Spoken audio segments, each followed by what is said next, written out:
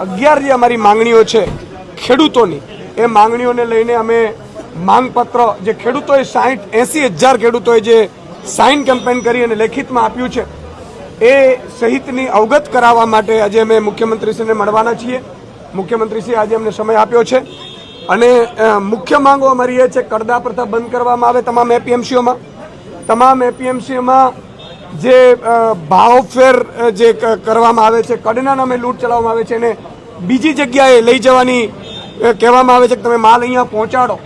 એ બધી જે વિવિધ પ્રકારની લૂંટો છે એ લૂંટો બંધ કરવામાં આવે. એપીએમસીમાં જણસ જે તમામ જે ટેકાના ભાવે ખરીદી કરાય છે એ તમામ એપીએમસીમાં જણસની ટેકાના ભાવે ખરીદી થાય.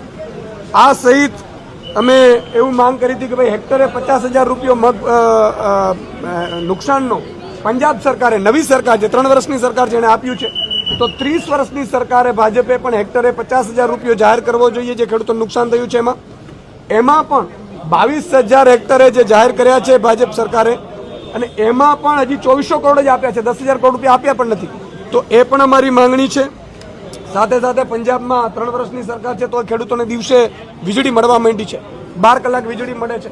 તો અહીંયા પણ અમારે માંગ છે અમારી કે ખેડૂતોને, કારણ કે ઉપજના જે પડતર કિંમત છે ખેડૂતોને બહુ જ નુકસાનકારક લાગે છે, બહુ જ ભાવ અધર ચડી જાય છે અને એના કારણે ખેડૂતો બજારમાં બીજા રાજ્યોના બીજા દેશોના ખેડૂતોની સરખામણીમાં ટકી નથી શકતા. એટલે મફત વીજળી 12 કલાક આપવામાં